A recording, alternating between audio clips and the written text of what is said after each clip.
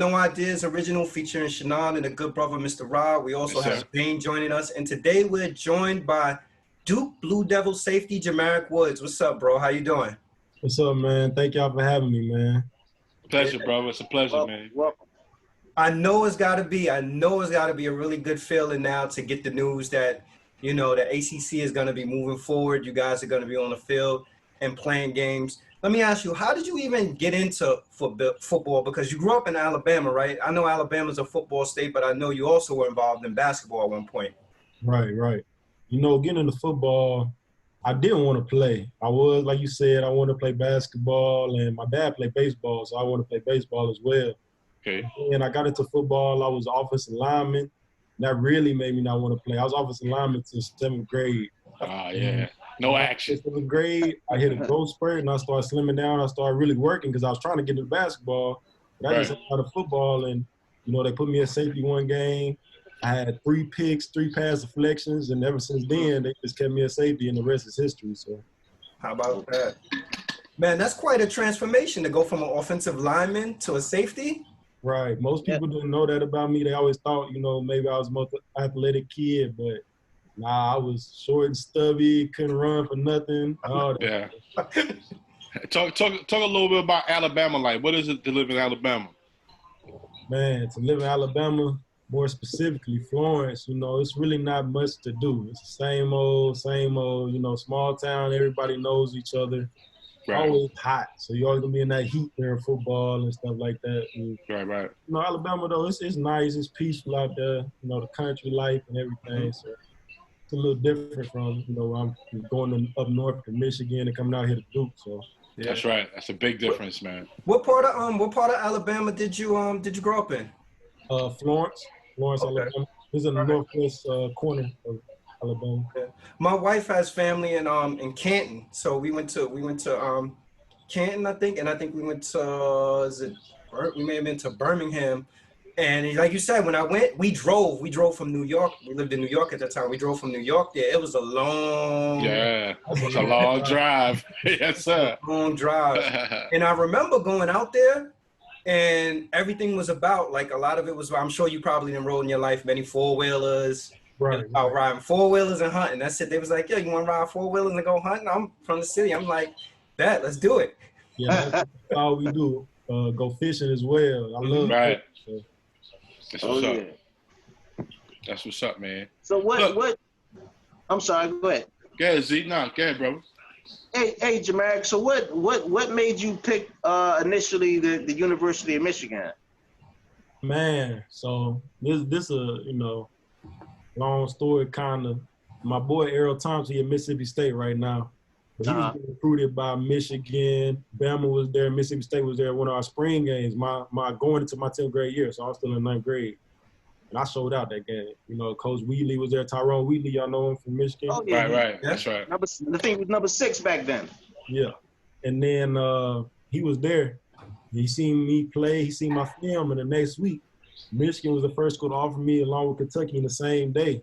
Wow. Michigan offered me, you know, I never, you know, been through anything like the recruitment process. That's my first experience with it. Right. And I was just like, man, that's really love right there, you know, to be the first offer, the first one to take a chance on you.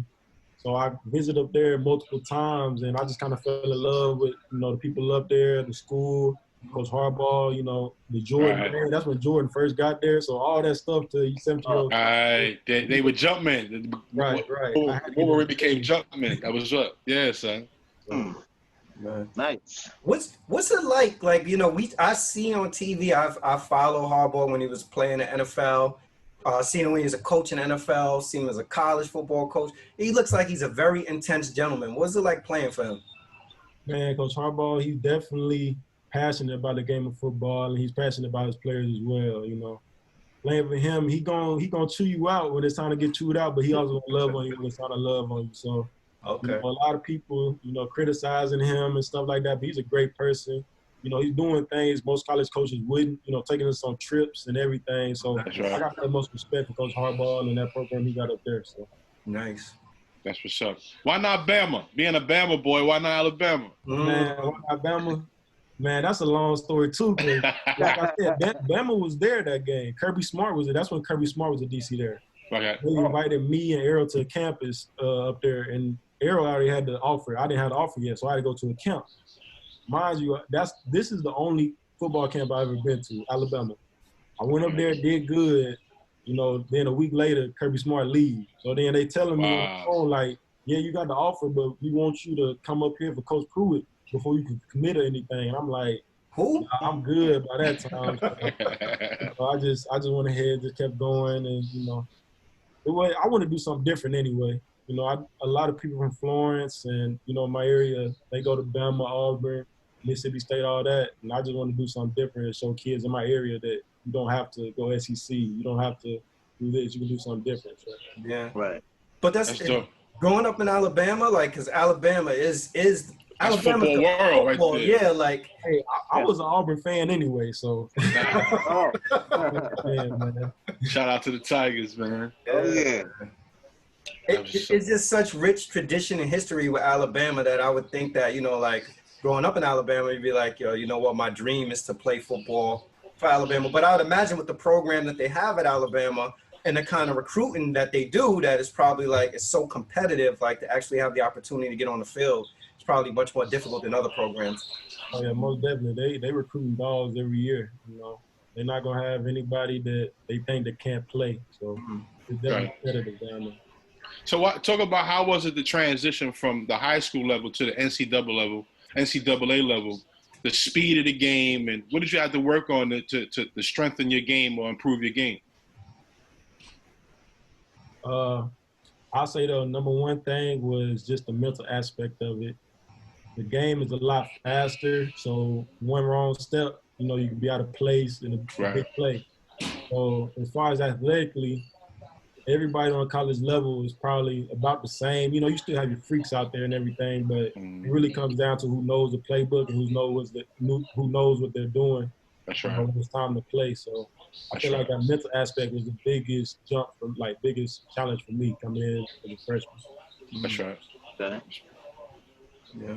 Now, back when you played for Michigan, were there any athletes that you was like, damn, I gotta check this dude as far as like wide receivers or running backs that's coming through the hole?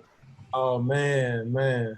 My class personally, we probably had the best group of receivers come through there. We had Nico Collins, Reed Black, Donovan Peoples-Jones, and then above me too, they had a running back, Chris Evans.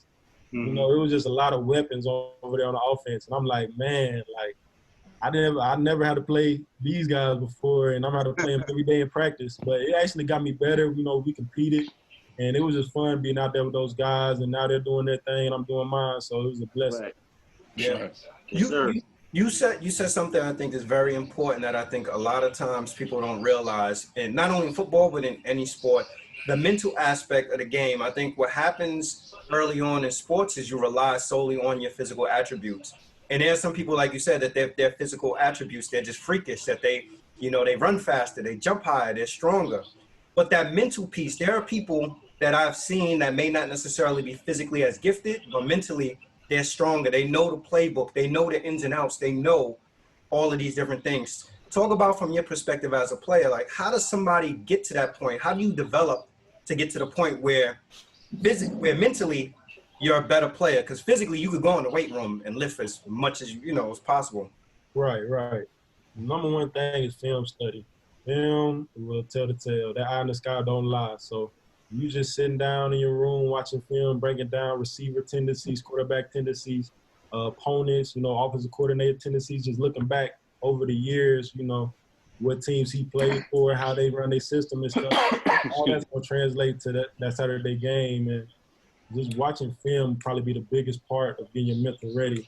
And along with, studying your playbook. Because if you know everybody's job, if somebody's out of place, you can let them know. You can cover. You just have to know your job. You got to know everybody else's job. So study your playbook and watch film be the two main factors. That's what's up. So what is it like playing at a high level? Oh, man, it's amazing, man. It's a rush. Yeah. You out there in front of 100,000 fans, and you playing against something like NFL talent every week. That's right. you know, it's a blessing to be able to play a game you love at the highest level. And, you know, well, not, you know, college in the NFL, but playing against NFL talent. So, Coach Harbaugh called it the Michigan, what they call it, Michigan's NFL's 33rd team. they definitely could. It's talent everywhere up there. Yeah, man. so Michigan don't play, man. Yeah. With that being said, why did you choose Duke? Because you got the talent, you got the coach, you got the experience, you got the resume, and got the history. Yeah. So reason I chose Duke, really, you know, Michigan, I was up there for a good 3 years, you know. I played and, you know, I went on trips with them and I got to build a lot of relationships up there in Michigan. That's right. After those 3 years, I just felt like it was time for me to do something different, you know, just in my life, period. Not just football, just in my life, you know. That's right. I want to get back, you know, somewhere where I was a little more comfortable as far as the South and everything and just build some new connections somewhere else. And Good stuff. You know, I always been a faith first, family second, future next, then football. So I was just kind of looking out for my future at that point. And, you know, Duke was really the best option for me because I could put a Michigan degree and a Duke degree together. So after football, I'll be fine. And at the same way, Duke is in the ACC with a great coach and Coach Cutcliffe, who's been to, you know, ACC championships and stuff and brought that Duke program back. So I was like, you know, it's the best of both worlds right there. So I was like, let me go to Duke. That's what's up. How does the NCAA prepare, or just in general, like how do any of these college programs prepare people for life after football? Because football, to me, has always been interesting to me. Like you see people grow up, they play football, and then there's the possibility, like I seen a stat before where they said like the average person is in the NFL for maybe like 5 years or something. I don't know if that's changed, but I could never wrap my head around spending the first 20 some years of your life preparing for this moment. And then after 5 years, the moment is done. So I'm just wondering, like, is there preparation through the NCAA or through these college programs that help prepare players for life after football? Yeah. There's most definitely programs and we have seminars and meetings all the time about life after football, whether it's, you know, how to control your money and get all your credits and stuff right, and just really picking out what you want to do after football, your career, really. For me personally, I went the sport management route at Michigan, and because I wanted to do something with sports. My dream is to open up a facility down in Florence, Alabama, where athletes come in there, get training, and also, you know, work on their schoolwork, kind of like an after-school program, but with sports involved as well. That's what's up. So that's why, you know, I'm getting my sports management degree at Michigan, get my business degree down here at Duke, because, you know, I don't know exactly how I'm going to get to that point, but with those 2 degrees, it's going to help me get to where I need to be at. So, and I feel like the coaches push you as well. You know, you come talk to them one-on-one whenever. They'll just tell you, like, real life, you know. Yeah, that's dope. Do you see people that are so roped into, like, you know what, it's all pro football for me, I don't need to worry about anything else, that they get focused so much on the pro football that they forget about that football is not going to be forever? Yeah, you definitely have some people that's just locked in on football, especially at a young age. A lot of freshmen come in, they just want to be locked in on football. But after they get through the college, they understand, like, you know, maybe I shouldn't put my eggs all in one basket. And, you know, I can still focus on getting to the league. That's my goal. That's my plan A. But let me have a backup plan as well. So, you know, let me get this degree, or, you know, let me make these connections with this guy. So after football, you know, I know him, I can hit him up whenever. So yeah, I feel like starting off young, you really focus on football. And even like, you know, when you get older, you still focus on football, but you're looking for that plan B as well. Yeah, I watched some of your videotapes, man. You're a zero-win cornerback. Like, you see a gap, you hit it. Now, how do you work on your craft? What are some of your personal goals? Well, I work on my craft. You know, I just watch players that play my same position. You know, I watch some greats. I watch some people, you know, that was in front of me at Michigan. That's right. I study a lot of film, so I go out there and try to replicate. You know, football at the end of the day is a copycat game. Coaches copycat each other, players copycat each other. You know, you're just trying to elevate your game every day. That's right. So that's one of the things I do for that. And then what was the second part to your question? What some of your personal goals? Personal goals? Yeah, personally, I just want to be the best teammate I can be. You know, that's really what I'm focused on, because my coach at high school, Coach Wallace, he said, you know, if the team success will help your success. So, you That's know, right. team winning, that's gonna be more exposure for you, more bigger opportunities for you. So, you get your teammates and bring your teammates along, it's only gonna make you better at the end of the day. So, I'm just That's really right. focused on being the best teammate I can be. That's right. Be a leader, brother. Be a leader, man. Yes, sir. Now, Jamaric, just to piggyback on, I think the second to last answer that you gave about maybe 2 minutes ago. What age did you know that you wanted to play football? Yeah, so like I said, 7th grade is really the year that I shaped up into a football player. But it wasn't until 9th grade where I knew football was going to be, you know, my sport, because I was practicing. That's when my coaches from Prattville, they had just got there. They had came to spring practice and moved us up and everything. And we were practicing with the varsity in 9th grade. And I was making plays that day. And our school had a lot of scouts out there. So University of Miami was out there. He seen me, and you know, he pulled me over to the side in the office and was like, "Man, I got my eyes on you, son. Like, I'm coming back for you." So once that happened, I was like shocked, really. 9th grade, It was like 14-year-old kid, yeah, all the way to Miami, and that's around the time the documentaries of You had just came out too. Like, so I was like, man, I could really do this. So was that position naturally for you? Like you didn't try wide receiver? I played both ways up until 10th grade. And, you know, I was just so physical and so savvy on defense. They just kept me on defense. They kept you on defense. Yeah, you on it, bro. Yeah. What do you think about his I'm a Jets fan. So, Jamal Adams. Jamal Adams, the best safety in the league. Yeah, I know. And, you know, we got 2 first-round picks for him. You know, he's going to Seattle. Right. But everybody hands down is saying that he's, you know, Jamal Adams, he's a beast. He's the best safety in the league. Who's behind Jamal Adams? Who's the second best safety in the league? Well, in my opinion, I would have to say Tyrann Mathieu, just because of his versatility. You know, he's a Super Bowl champion. He brought that Chiefs defense back to where it's supposed to be. Yeah. Right. Personally, I always loved Tyrann Mathieu. You know, I was an LSU fan growing up as well. That was really my dream school I wanted to go to. And I had got that offer, but I had got it kind of late. So I didn't want to flip. You know, you had already committed to Michigan? Yeah, I want to be a man of my word. So, you know, I stayed in Michigan, but I would say Tyrann Mathieu, and then maybe Derwin James as well, because he's very versatile. You know, long guy, big physical guy, slide, blitz, cover running backs, everything. So those would be my next 2 in line after Jamal Adams. Yeah. What's it like when they give the play and they actually call for give a safety an opportunity to blitz? Man, that's what we want to do. That we want to do that. It's fun when you can play downhill fast. You know, you're not sitting back waiting on the receiver to make a move. Just go ahead, blitz in and trying to get a sack. You know, it's a bit of drilling rush, trying to beat a lineman, get past a running back. So I love safety blitzes, and hopefully at Duke they'll call a lot up here. So yeah. I've always wondered also, like, as a safety, like, have you had the ability to play with somebody that, you know, that they said that this person is a lockdown corner, and how does that free you up as a safety? Yeah, most definitely. At Michigan, we had plenty of them come through. You know, David Long, Laverne Hill, Ambry Thomas, even some of them that you didn't see on the field, like Benjamin St. Juice, that he's in Minnesota now doing his thing. And, you know, I played with lockdown corners even up here at Duke. You got Mark Gilbert, Mike Carter, all of them. So, and it definitely helps you out, because when you're in that post as a safety, if you know that the corner can hold his own on his island, on his side, that you can cheat to the other side, you can pick up more fluid in your movement. So, definitely, you know, a good thing.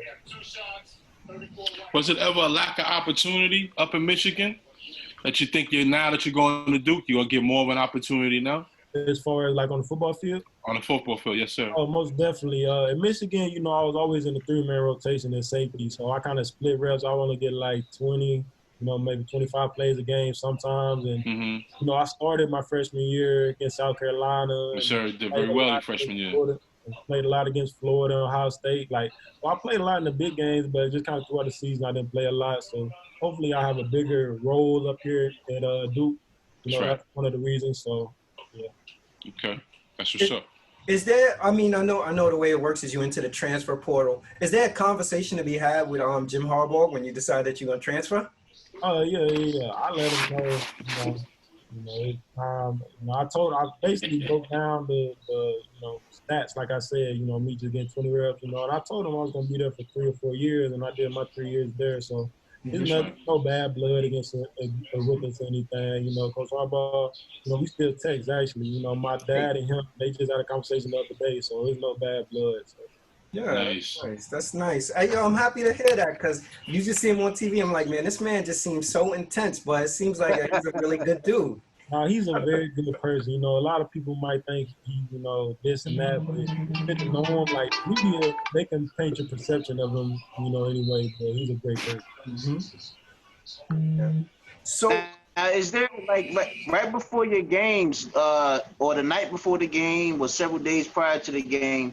Are there any things that you try to stray away from with your regular diet, just to have more of a sharper mind and feel that you feel that you have more energy when the game come up, or do you just do regular? I love sweets. I love desserts. I love candy. So all week I don't eat sweets. I don't eat fried foods. I don't eat bread. I try to get my bread. I try to get my carbs differently, like potatoes and pasta and stuff. That's right. And after, before the game, I always eat a nice meal, a light meal or whatever. But after the game, I'm all on the dessert, all on the bread. I say that Saturday night, that Sunday day, that's when I can, just skip on my diets and stuff. So yeah. Okay. How do you think about like the wear and tear associated with playing a game of football? Like, what do you do to make sure that you keep your body intact? Right. Number one thing is just staying in that training room. You don't want to be in the training room for the wrong reason. You want to be in the training room because you want to be in the training room, not because you have to be in the training room, if that makes sense. Right. If you have to be in the training room, that means you already hurt. You already behind anyway. But if you want to be in the training room, that means any nicks and knacks that you have, you get them right. So as far as ice bath, stretching, foam rolling, all that good stuff, you just got to do that every day and stay consistent with it. Because you see, LeBron, he puts millions of dollars in his body every year. Oh, yeah. It's kind of the same way in college. You don't have that same resources, but whatever resources you have to use it. And I think LeBron has set a trend for young players with them focusing on their bodies and the way they eat a lot more, so you can have a lasting career. Your career don't have to last just 4-5 years because you're gonna get hurt, you're gonna get injured. It's a contact sport. You're gonna get banged around. So the best thing is to eat right, live right, get a lot of rest, do things by the book. You know what I mean? Follow, like you said, it's a copycat league, a copycat environment we're in. So it's best to follow those who've done it well. You know what I mean? So that's dope. Yeah. It's another thing that I was wondering, like this comes up a lot, and you hear more so probably in basketball, college basketball, and football. I know there's some talk, and I don't know if you've heard it on your level. We hear from the outside about the NCAA actually considering paying college players because they feel that they're profiting off of the college players. Has there been any internal discussions about that with you guys, or that's just something that you're just waiting to hear more about? Well, I mean, like you said, we see it in the news, and we talk about it in little groups and stuff like that. But it's not like a big, board or anything of players that we're talking about it really. Mm-hmm. Me and my boys actually, we got a little group where there's a lot of college athletes in there, called CAU and College Athlete Unity. And it was really just, we want to make change, and with all this racism and Black Lives Matter and everything going on. I'm trying to help with that situation, and one of the points was brought up was that the likeness and image stuff, but we haven't really got too deep into that right now with all the racial tension going on right now. So no, that definitely should take priority over the NCAA stuff. Right. I think back like Michigan, and you're probably young, so I don't know how much you know about like the Michigan Fab Five with Chris Webber. I'm sure you've heard the story and the legend. I met Jimmy King one of my first visits up here to Michigan. So. He's a hell of a dude. To me, he didn't take off the way I would have liked to have seen him take off. I think he got drafted by the Raptors or something like that. But he was a great player, player. And at a time, they set the standard for what college basketball looked like. The whole fashion with the long shorts, the low ankle socks, and everything. And I remember seeing a documentary. They did the Fab Five documentary. And I think Jalen Rose said something like he was walking down the street and he saw his jersey for sale, but he could barely afford a slice of pizza or something like that. So I think it's just always that something that comes up. And one of the things that you hear often, people's counter argument to it is that, well, the athletes get a free education out of it.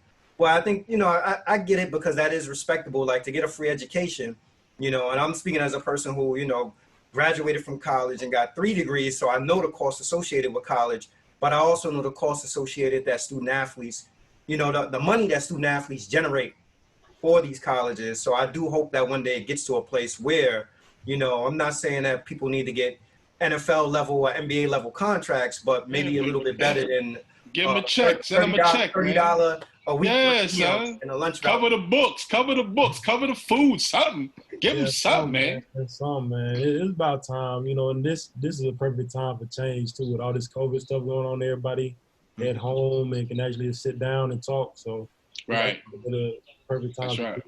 Definitely. That's right. So, what are your goals for Duke, man? Now that you're going there, I know you got some lofty goals. You're probably going to set that place on fire, bro. First thing first, I just want to win. Always in my mind, I want to be a winner. So I want to win up here, win the ACC. That's right. Have a great year. Like I told them, I got 2 years of eligibility left. But I'm going to play like I got 1, So I just want to leave it all out there on the field and really just show my teammates, show my coaches, show the fans, show everybody that haven't seen what Jamark Woods can bring to the table, show them what I can bring. So. Nice. That's nice, bro. Now the one non-ACC game you guys have, or now I guess they're gonna be ACC, is what? Notre Dame. Notre Dame is gonna have. Yeah. Well, we got Notre Dame, and I think we added 1 more. So it's like Notre Dame basically joined the ACC, I think. Yeah. For this like little COVID stuff. Yeah. And so I think that's a part of our 10 games, and then I'm not sure. I'm not 100% sure on that. Yeah. I hope we do play Notre Dame because I played them. Michigan. 2018, and I did great. I graded out 100% that game. I had about 20 plays, graded out 100%. But we lost that game, so I got a little revenge for them. That's what's up. Hey, can you tell us, being with all this COVID stuff going on, what is the typical practice regimen that you guys go through? Well, right now they have us broke down, maybe less than 20 players, maybe less than 15 players each group. We go in and we always have to wear masks, everything we do, whether it's working out, running, anything, walk through, we wear masks and we socially distancing. So even when we have walkthroughs, we're 5 yards apart. Wow. You're supposed to be pressed up on the receiver. You press from 5 yards off. So it's a little weird, but nobody's really complaining about it because we all want to get out there and play football. So, but we also want to be safe while we're doing it because we don't want this to spread any further than it's already going. So. Right. That's right, man. Yeah. One of the things I love about football also is that football to me is like comparable to chess, meaning it's a cerebral game. So to me, there's a game within inside a game. Like you see offensive coordinators versus defensive coordinators, and you see like the schemes that different people use and stuff like that. Like how thick is the college playbook? And it can get as big or how little as you want it. Coaches will install a whole thick packet of plays before the season, but 1 week we might just be like, all right, we just running this package, or we can open up the whole playbook. So like you said, it's a chess game. So whatever your opponent's doing, you're gonna match it, try to do better than that. So it's really up to the coaches when it comes to how far they want to open up their playbook. But as far as the playbook is thick. So have you had an opportunity to play against anybody, and not players per se, but like offensive coordinators that you just walk away from the field and be like, man, like this is a dude who really, he really had the right scheme for us? Man, I mean, I wouldn't know any of their names, but I guess the games that I could say that I played against would probably have to be Ohio State. That's it's Ohio State. Yeah. They really had a good scheme for us on their offense because we had some stuff in there for them, and they made their checks at halftime. It was like, man, switch the game up on you real quick. Right. Yeah, they did. So. Yeah. Now, another thing that it was mentioned earlier, we talked about like speed, the difference of the speed of the game. And as you increase in levels, what really is, because like for the average person, like I've never played football competitively, but when I hear speed, I'm just thinking about like what the difference is in terms of the speed. Because I had an opportunity to go to Jets training camp, and at Jets training camp, I was looking and, you up close, I'm like, damn, like these dudes are moving really, really fast, but that's training camp. So in my mind, I'm like, when they get on the actual field, but when I go to the games, I'm like, they don't look like they're moving that fast, but in the actual game, what's the difference in terms of the speed? Yeah, I definitely agree with you. From a player, like from a fan, like when you're watching the game, Mm-hmm. it's like you can see everything that's happening.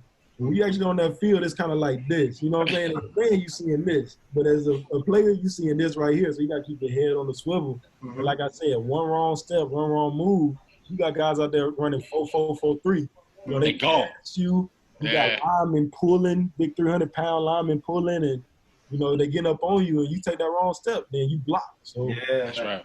So it's more, when I say speed, it's long speed, but it's also quickness. How quick you can think, how quick you can react. So. Yeah. That's what I meant to ask you too, Jermaine. What was your best 40 speed for the 40? My best 40 speed, I came in Michigan, I ran like a 4.5 something. And then before I left, I was in the low 4.5. So I'm still about 4.5. Okay. So, yeah. That's hopefully still fast, man. Yeah, hopefully we can get that down, man. For somebody that's 6'3", 215, 220, running 4.4, that'd be excellent. Yeah. Oh yeah. That'd be the ticket right there. How do you increase speed though? Like, what do you do to increase speed? Put them parachutes on your back, man. Yeah. Most definitely. And with me, it was more technique wise. A lot of those guys, they run track and stuff. And I only ran track for 1 year. I really wasn't into it. And so 40 is all about the technique to start, to get off. So I feel like that's how you increase speed as far as that way. But, most of it, like you said, parachutes, just running. You got to run fast to get fast. So that's I know a coach right now. He's a coach for Little League basketball, and he got his kids all on Orchard Beach. All of them got parachutes on running through the city. Right. Yeah. And they be killing them. I'm like, 7 in the morning, these little kids got to go at it. But their speed, endurance, they increase their endurance. That's what you need, man. You want to play longer, man. There's some dudes though that's just straight, like you said, fast, freaks that's just burners that right out the gate. God given, man. I played with Henry Ruggs at the Alabama Mississippi All-Star game. Mm-hmm. He ran a 4.2 at the combine. Damn. That's God given. 4.2. That's God given right there, man. Yeah, Jesus. That's they don't have to try. They just floating on air. But that's what. What's that route like? Is there even a route associated, or a person just running by? Like I couldn't imagine lining up against somebody like that. Right. You line up with somebody like that, you better hope you got some help over top. Yeah, you got over the top. Yeah. Help me out, bro. Yeah. Right. Now, again, going back to because I'm a Jets fan.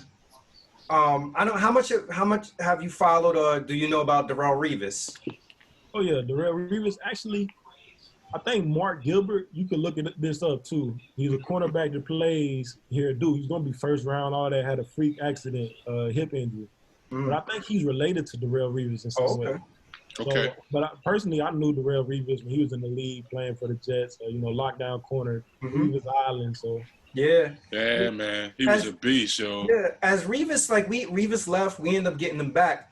But in terms of Revis' technique, what I noticed from him is that when Revis was first with the Jets, he was Revis Island. Like they was leaving him alone. He was covering everybody's run like it wasn't nothing. When he came back, his technique changed where he wasn't pressing anybody. He was laying off of people for 5 yards, and all the quarterback would do is just keep throwing check downs, like a person run a real short route, dunk it off, or some kind of rub or something like that, or whatever. What is it that cornerbacks, they lose a step in their speed, or is that the scheme to just drop back 5 yards? I definitely think it's a combo of both. But at the same time, playing that corner, playing that island, you got young guys coming in every year gunning for your spot. Come in and they fast and fast. You might just get slower and slower, Right. Like you see Charles Woodson came in corner, but then at the end of his career moved to safety. Because it's different speeds, man. I'm telling you. In the league, you got 4.3 all around. So yeah. but at the same time, it's definitely scheme too, because we'll take 3-yard dips and dunks here. You know, just come up, make the tackle, and you know, rather than beat 50 yards. So yeah. You know what's another thing that's always amazing to me when you see like those linebackers with that speed. yeah, Oh, man. Oh, it's dangerous, son. I'm telling you, there's some freaks out there, man. Some freaks. Because people are machines. So you talked a little bit about life after football, which I appreciate because that was one of the questions that I was going to ask you. Like, you know, like have you begun thinking about life after football? So your bachelor's degree, you got a bachelor's from Michigan, right? And you said that's sports management. Yes, sir. I was in the School of Kinesiology, one of the top kinesiology schools in the nation. I got my degree, Nice. my bachelor in sports management there. And I'm in the Fuqua School of Business here at Duke in the MMS program, the Master of Management Studies. So it's a combination of every business aspect. So. Yeah, man. Yo, you make your family proud, man. Yeah, man. You gonna do good stuff, brother. Trying to represent. I see it, man. You make your. Yeah, Zane, you were saying something? I was just saying I'm trying to represent, man. Oh, that's right. You doing it, man.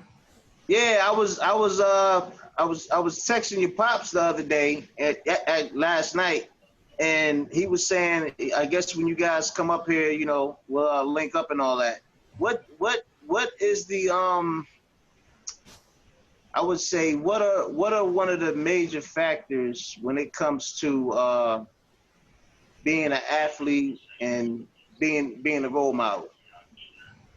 One of the major factors is just the people around you. You know, you are who you hang around. Sure. So for me as an athlete, growing up in high school, I always hung out with, you know, the athletes, the people who had the same mindset as me, trying to get the same places as me. That's you know, right. I had friends, you know, that were doing certain things that not. That's right. Yeah, you want to be involved in. Yeah. But, you know, I was, you know, still cool with them, but I had to let them know, like, it's time for me to go to work. Like, you do whatever you got to do. It's time That's for me right. to go. That's So right. when you have that eye on you, you know, it's like, even when nobody's looking, somebody's watching. So Always watching. Nobody's watching, that little kid looking at you, or, you know, somebody out in Walmart looking at you, and they know who you are. So you got to really, you under a microscope as an athlete. So you have to be a role model wherever you go. Yeah. That's right. Got to stay the straight and narrow. We talked about NCAA reform, but here's another thing that I think the NFL may want to look at. Knowing that the shelf life for football players is considerably less, I really believe that the NFL needs to do more by way of guaranteed contracts for people, because you have these situations where you have players that they'll sign, you know, lucrative contracts, and then the team will keep them for 2 years, and then after their value diminishes or they get hurt or whatever, and they cut them, and the only thing they got is whatever the guaranteed money was or whatever the signing bonus is. So, you know, I always commend people that, you know, like you said, you were a two-sport player. You was playing basketball and you have football, and you decided to go the direction of football, because there are some people that look at it and say, well, basketball and baseball, you know, if you make it to a professional level, that's guaranteed money. What goes into a choice like that outside of money? I'm sure love of the game also factors in. Right. It's definitely, like you said, love of the game is first, because I was working out in Birmingham with Mario Addison. He plays defensive end for the Bills right now, but he's from Alabama. Mm-hmm. He's just like, young buck, you gotta love this stuff, man. You gotta have fun with it. You know, if you don't love it and have fun with it, you're not gonna last. So you gotta love this game to make it to that level. And but at the same time, you gotta be realistic with yourself. You know, That's right. you know, 7 foot, you know, basketball might not be the option unless you can just handle the rock like no other can shoot you know, like Steph Curry. So you gotta be realistic with yourself, and you always gotta put your all into whatever you do choose. So, you know, whether it was basketball or football, I was gonna put my all into it. But anyway, that's right. Yeah, but I definitely understood at a young age that I get my college paid for football. So that really put like a big like check mark on football. Smart, yeah. So you have this experience. You know, you're gonna have the potential of possibly getting drafted to play professionally. You know, you come out of it with 2 degrees, and you're doing something that you love doing. That's just a win-win all around. Right, man. It's a blessing. You know, like I said, my faith is first, and you know, right. God brought me this far. I don't know He's not gonna leave me. So, You know, I'm just blessed to be a part of the teams I've been a part of, the experiences I've been a part of, and like you said, I got my degrees. I'm gonna get my degrees. I'm gonna have an opportunity to play the game I love at the next level. So it's just all him at the end of the day. It's all God's. Yeah, man. Yeah. Sure. Let me find out I'm gonna buy me a 26 jersey, son. Oh, you got to buy I'm about 9 now. Oh, nine? Yeah. I'm about to get that 9 jersey right up here, son. Yeah. I think we got a winner in this guy. He's a winner right here, man. God bless you, brother. When you went to your first visit up in Ann Arbor, that was your first time coming up north? Oh yeah. That was my first time. Actually, no. We drove up there for the visits. But my first time ever on a plane was going to Michigan. So I never been. The farthest I ever been was New Orleans from Alabama. Mm-hmm. So when I went to Michigan, it was definitely a culture shock. You know, the cold weather. That's what I was just about to say, because I'm thinking, The waitress she asked me, what kind of pop do you want? I'm like, pop? Pop. So it was a little different, man. But it was enjoyable at the same time. Yeah, I could imagine that, going from that Alabama heat to going up to Michigan, like the winter up there, man. How was the food up there in Michigan? Huh? How was the food up there in Michigan? Oh, it was decent. It ain't Alabama food. It ain't Alabama. Not close. It ain't Alabama, but it was. I tried a lot of new stuff up there, so it was good. How was your transition into Duke? Was that a little bit more seamless? Yeah, Duke was a little smoother because it reminds me more of an Alabama Florence environment, just way bigger. Mm-hmm. And, we had a lot of things in common as far as restaurants and how the people act and everything. So it was a little smoother transition to Michigan. And I'm also older and I've been through a lot more things, so I guess that plays a factor as well. Yeah. Right. The Carolina South, but it's not nearly as southern as Alabama. But it's close to closer to the Alabama field, definitely, than Michigan. You were about to say, though, you were saying a funny story, I think, in relation to the cold. And oh yeah. Funny story. First day off the plane, I had on probably like a hoodie like this, as a regular hoodie, regular sweats, thin sweats, no snow boot, anything. -7 degrees. I'm walking in the snow, walking to my dorm. I'm like, man, take me back home. So that was my first freezing. Cold, -7 degrees. I'll never forget it. Man. But playing in those elements, I would imagine, is very fun, though. What, in the cold? Yeah. I don't think. I mean, I grew up in the North, so not really. Yeah. That's how we generate heat in the North. We play in the cold zone. I grew up in the North, so there are times when like people will be like, "Oh man, it's cold or it's cool out," and it's like 50 degrees, and I'll be like, 50 degrees? We should be having a barbecue. Yeah, I feel you on that, but I just, when it get a little too cold, them hits hurt a little worse, Yeah. I was just about to ask you that. What was the time that stuck out in your mind when it was cold up there and you playing, and you had to hit an offensive player, and you was like, damn, man, what did I get myself into? My freshman year against Ohio State, you can probably go back and watch this. Me and Mike Weber met in the hole, and it was cold that game, so I wasn't really loose. And, when I hit him, my back, bended a little bit. And I was like, man, this cold is different, man. Like, I wish it was warm out here. Oh, man. Yeah. Yeah, man. That's what's up. Yeah, I'm good, man.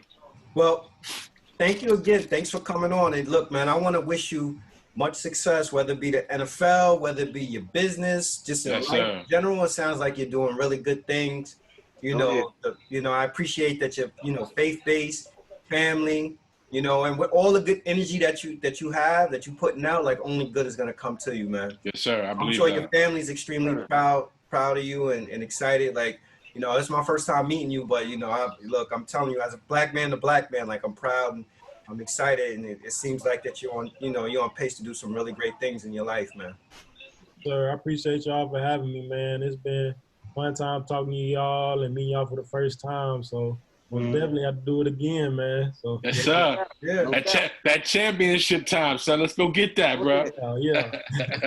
And I appreciate most you giving like the internal football insight, because like I said, like I've never played football. You know, I've played football, but not on a competitive level. Competitive level, right? I've played baseball competitively. I've played basketball competitively, but not football. So everything that I see is from a fan standpoint, you know, and I'm looking at the stuff and I'm like, why wouldn't this guy just do this and do that? But it totally makes sense being an outside observer, you know, rather than being on the field seeing it.